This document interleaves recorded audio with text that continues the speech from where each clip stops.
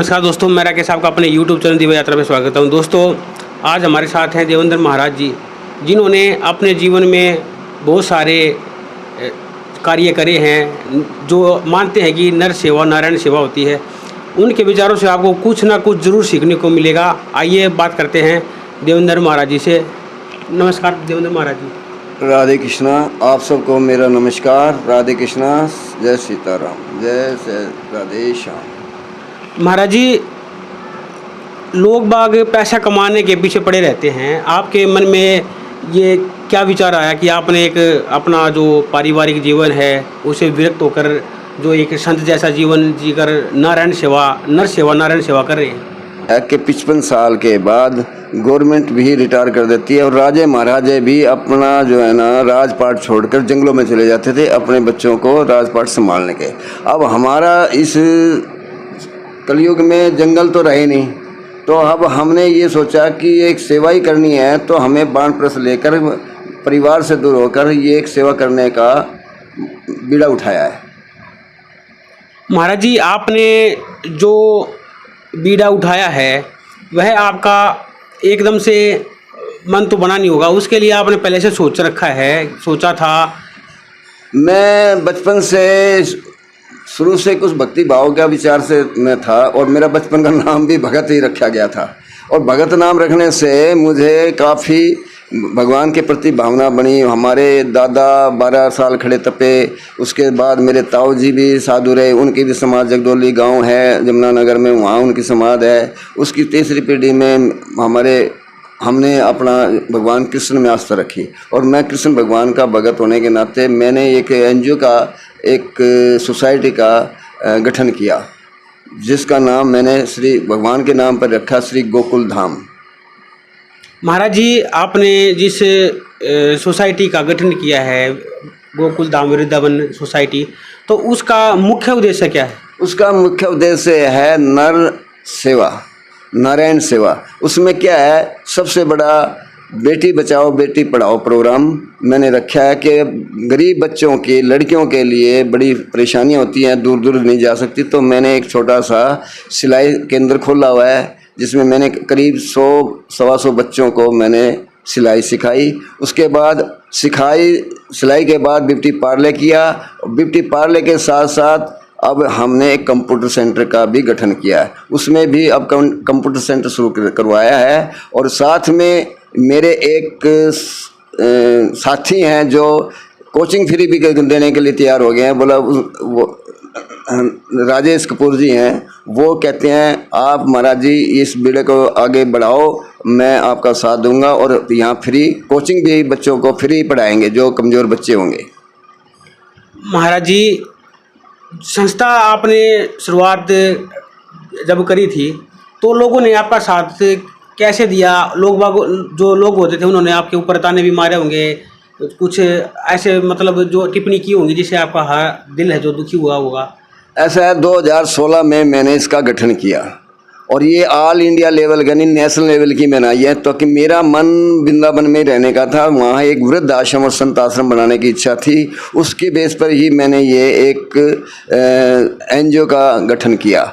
उस गठन करने से ये अभिप्राय है कि इससे लोग जुड़े मेरे साथ। और शुरू में तो लोगों ने बहुत मेरे को गलत समझा कि भाई पता नहीं ये पैसे कमाने के लिए वो क्या, जबकि हमारा ध्येय सिर्फ पैसे को मैं अपनी तरफ से कभी हाथ लगाऊंगा नहीं और ना ही मैं ऐसा काम करूंगा जिससे भाई हमारी छवि खराब हो। हमें एक प्रेरणा स्रोत काम करना है, छोटे से हमें ज़्यादा पैसे की तरफ नहीं भागना, हमें सेवा करना है। अपने शारीरिक शरीर से करेंगे, मन से करेंगे, तन से करेंगे, पैसा की हमें इतनी ज़रूरत नहीं समझी। इसलिए 7 साल से हम खुद ही, ना ही गवर्नमेंट से कोई पैसा ग्रांट मिली है, ना ही किसी ऐसे भाई से हमें दान मिला है, अभी खुद थोड़े थोड़े मेरे मेंबरों से ही हम इस सोसाइटी को चला रहे हैं।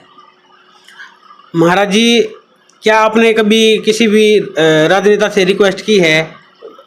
हाँ, अभी मैंने पिछले 2021 में रोहतक के सांसद श्री डॉक्टर अरविंद शर्मा से उनका स्वागत किया, उनको बुलाया था। उनसे 10 कंप्यूटर की वो मैंने प्रार्थना रखी थी, तो उसमें उन्होंने पैसे तो भेज दिए, पर वो हमारे जो है ना सरकार उसको नाट गई, बोला ये प्राइवेट संस्था को हम नहीं देंगे, क्योंकि ये एक प्राइवेट संस्था है एनजीओ, और ये गैर राजनीतिक भी है साथ में। यहाँ इसमें किसी राजनीतिक का भी कोई हिस्सा नहीं, इसमें तो सिर्फ एक सेवा भाव है, सेवा ही नर सेवा नारायण सेवा। उसके बेस पर हम इसको एक प्रेरणा स्रोत बनाना चाहता हूँ कि छोटा आदमी भी सच्चाई और ईमानदारी से मेहनत करेगा तो वो भी अपने वहाँ तक पहुँच जाएगा जहाँ तक वो पहुँचना चाहता है।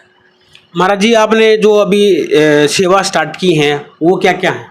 उसमें सबसे तो ये देखिए, मैंने अपने 2016 में गठन करने के बाद 2017 में एक समारोह का आयोजन किया, जिसमें साधु संतों को भंडारा, उनको दक्षिणा, ब्राह्मणों को भंडारा, उनको दक्षिणा, कन्याओं को भंडारा और साथ में उनको भी दक्षिणा। ये बेटी बचाओ बेटी पढ़ाओ का पहला मेरा प्रोग्राम था। उसमें मैंने ये सारा प्रोग्राम करके गौ पूजा हवन किया, इसी में मेरी आस्था है। उसके बाद दूसरा मैंने उसी से मैं आगे बढ़ता जा रहा हूँ। अभी आपने कुछ कोर्स भी स्टार्ट करे हैं? हाँ, अब है ना, अब सिलाई सेंटर मैंने शुरू कर रखा है 2018 से, और उसके बाद हम पेड़ पौधे भी लगाते हैं हर साल, और हम जो है ना चिड़िया चुग्गा पानी का भी इंतजाम करते हैं पक्षियों के लिए, क्योंकि ये भी बहुत जरूरी उतना ही है जितना मानव सेवा करना, उतना ही पक्षियों की सेवा करना भी उतना ही महत्व रखता है। महाराज जी, कंप्यूटर कोर्स भी आपने शुरू कर दिया है, सिलाई सेंटर भी आपने शुरू कर दिया है, ब्यूटी पार्लर का कोर्स भी आप करा रहे हैं, तो इतना एकदम से एडजस्टमेंट कैसे करते हो आप? ऐसा है, ये शुरू में सबसे पहले हमने यानी पेड़ पौधे लगाए, चिड़िया चुग्गा का पानी का किया, साधु संत का भंडारा किया। उसके बाद फिर पहला सिलाई सेंटर चलाया। 1 साल सिलाई सेंटर कामयाब होने के बाद फिर हमने ब्यूटी पार्लर शुरू किया। ब्यूटी पार्लर शुरू होने के बाद फिर हमने ये जो है ना कंप्यूटर का रखा। आज कंप्यूटर का ज़माना है, इसलिए बेटी बचाओ बेटी प्रोग्राम लड़कियों को बहुत ज़रूरी है, वो कंप्यूटर का हमने इसलिए प्रोग्राम रखा है। जैसा कि महाराज जी ने बताया कि कंप्यूटर का ज़माना है। दोस्तों, कंप्यूटर एक ऐसी टेक्नोलॉजी है जिसके बिना हम आगे नहीं बढ़ सकते। आप किसी भी फील्ड में जाओगे तो कंप्यूटर का उपयोग सबसे पहले और अनिवार्य भी हो गया है। बहुत सारे संस्थानों में, कॉलेजों में, स्कूलों में कंप्यूटर कोर्स लागू कर दिया गया है। बहुत सारे ऐसे फीचर्स होते हैं, ऐसे कोर्स होते हैं, अपनी फील्ड के हिसाब से, अपने टारगेट के हिसाब से आप अलग अलग कोर्स भी चूज कर सकते हैं। महाराज जी, कितने विद्यार्थी यहाँ से शिक्षा ग्रहण कर चुके हैं? मेरे पास 100-125 बच्चे तो सिलाई सीख गए हैं। उसके बाद ब्यूटी पार्लर के भी सीख गए 15-20। अभी पिछले साल ही शुरू किया था, क्योंकि 2 साल कोरोना की वजह से हमने बंद कर दिया था। उसके बाद ये 2021 में शुरू किया था, 21-22। उसके बाद अब जो है ना कंप्यूटर का शुरू किया है। कंप्यूटर शुरू करने में अब हमारे पास 8-10 बच्चों से शुरुआत हुई है। अभी जस्ट मतलब 20 अप्रैल से शुरू किया है। महाराज जी, कंप्यूटर कोर्स करने के लिए क्या अनिवार्य है? बस बच्चों से ये है कि वो अपने आए यहाँ, और जो पढ़े लिखे हों कम से कम भी, ज़्यादा नहीं तो 10वीं पास तो हों, और उनको उसके बाद ये है उनका आधार कार्ड पैन कार्ड वगैरह लेकर उनको मतलब एक स्कूल की तरह उनका बाकायदा हाजिरी रजिस्टर वगैरह रखकर उनको हम सिखाते हैं, और उसमें के लिए टीचर रखी हुई है। और फिर दानदाताओं ने ही कंप्यूटर दिए हैं संस्थाओं में। अभी हमारे जो सीए साहब है, उन्होंने अपने किसी क्लाइंट से, यानी कि उनको श्री अपने तुलसी अरोड़ा जी है, उन्होंने कंप्यूटर जो कि नया अभी कल ही दिया है। महाराज जी, कंप्यूटर शिक्षा लेने के लिए क्या कोई कैटेगरी निर्धारित की गई है या कोई कंडीशन निर्धारित की गई है, या सभी कैटेगरी के छात्र हैं? हम ज़्यादातर तो गरीब और कमज़ोर बच्चों को उठाने की कोशिश कर रही है। पैसे वाला तो हर जगह जा सकता है, कहीं भी बड़ी बड़ी अच्छी जगह मतलब अच्छे स्कूल में दाखिला ले सकता है। हमें कुछ गरीब और कमज़ोर वर्ग के बच्चों को ही ज़्यादा देते हैं मैं तो महाराज जी, अगर कोई विद्यार्थी आपके अपने YouTube चैनल दिव्य यात्रा के माध्यम से अगर यहाँ तक पहुँचना चाहे या आपसे संपर्क करना चाहे, तो यहाँ का पता और अपना मोबाइल नंबर बताइए। श्री गोकुल धाम वृंदावन धर्मार्थ ऑल इंडिया सेवा समिति एनजीओ, ये मोहल्ला चमनपुरा में प्रेम नगर चौक के पास चमनपुरा में है। इसमें आप सुबह 9 बजे से रात के 8 बजे तक कभी भी संपर्क कर सकते हैं। उसका नंबर है मोबाइल का 9034 420 630। एक बार महाराज जी दोबारा से बताओ। 9034 420 630। जिस भाई ने, जिस बहन ने कंप्यूटर सीखना है, सिलाई सीखना है, वो संपर्क कर सकते हैं। महाराज जी कोई व्यक्ति या कोई महिला जो सेवा देना चाहे सिखाने के रूप में, तो उसके लिए क्या प्रावधान है? उसके लिए ये है कि वो कोई कोर्स करके आ रही हो और अच्छे विचार से हो, वो सेवा भाव से आना चाहती, तो हमें उसका वेलकम है, स्वागत है। महाराज जी अब जो आपने ये रूटीन चला रखी है, जो ही आपने मुहिम चलाई है कि जो मतलब गरीब की बेटी को पढ़ने का अधिकार मिले, या जो गरीब की बेटी है वो भी कंप्यूटर सीख सके, तो अब फिलहाल कितने स्टूडेंट हैं जो कंप्यूटर की शिक्षा के? हमने 20 अप्रैल से शुरू किया है और उसमें हमारे भी 8-10 बच्चे मतलब अभी इसमें दाखिला लिया है। महाराज जी अगर कोई आपको अपने मतलब सेवा भाव से या आपके प्रभाव से प्रसन्न होकर कोई दक्षिणा डालना चाहिए आपके, तो ऑनलाइन का प्रावधान है? वो ऑनलाइन का भी प्रावधान है, बैंक का भी है। आप किसी मतलब उससे आए, मतलब बैंक का हम आपका नंबर दे देंगे, उस पर आप देख सकते हो अपने उस पर स्क्रीन पर, उसके बाद आपको रसीद दी जाएगी। दोस्तों अगर आप महाराज जी की कुछ मदद करना चाहते हैं, नर सेवा नारायण सेवा के माध्यम से आप गोकुल धाम वृंदावन सोसाइटी से जुड़ना चाहते हैं, तो मोबाइल महाराज जी ने आपका अपना नंबर पहले ही बता चुके हैं, तो आप व्हाट्सएप के ज़रिए आप उनसे संपर्क कर सकते हैं। जो भी आप उनसे पूछना चाहे आप फ़ोन करके पूछ सकते हैं। जो भी आप 10 रुपये 5 रुपये अगर आपकी श्रद्धा है, तो आप चाहते हैं कि गरीब के बच्चों में थोड़ा सा अगर उत्साह उत्पन्न हो और पढ़े लिखे, तो उनके लिए आप कुछ 1 रुपया 2 रुपया अगर दान देना चाहते हैं तो महाराज जी से संपर्क कर सकते हैं। रिसिप्ट जो है आपके व्हाट्सएप नंबर पर पहुंच जाएगी। महाराज जी आपका कीमती समय लिया उसके लिए बहुत बहुत धन्यवाद।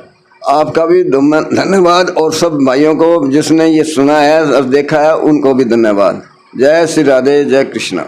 महाराज जी एक अंतिम और लास्ट क्वेश्चन है कि आप जनता को कुछ संदेश देना चाहते हैं आपके अपने YouTube चैनल दिव्य? हाँ, मैं ये कहना चाहता हूँ कि इस गोकुल धाम वृंदावन धर्मार्थ ऑल इंडिया सेवा समिति के माध्यम से हम एक वृंदावन में आश्रम बनाना चाहते हैं, जिसमें वृद्ध आश्रम और संतान। उसके लिए हम 11,000 रुपये की राशि रखेंगे 1 गज ज़मीन की, और उसमें आप 1 गज ज़मीन, 2 गज ज़मीन, 5 गज ज़मीन, आधा गज ज़मीन भी दे सकते हैं।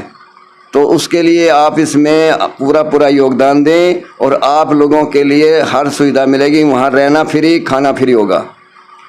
जो भी ये योगदान देगा कि महाराज जी ने बताया कि वृंदावन धाम में एक छोटी सी मुहिम चला रहे हैं, वहाँ पे एक ज़मीन खरीद रहे हैं, उससे आप जुड़ना चाहते हैं, तो आपको परमानेंट स्थायी मान्यता प्राप्त हो जाएगी। वहाँ पर रहने के लिए आप जब भी आप वृंदावन में जाओ तो आप वहाँ पर रह सकते हैं 2-3 दिन के लिए।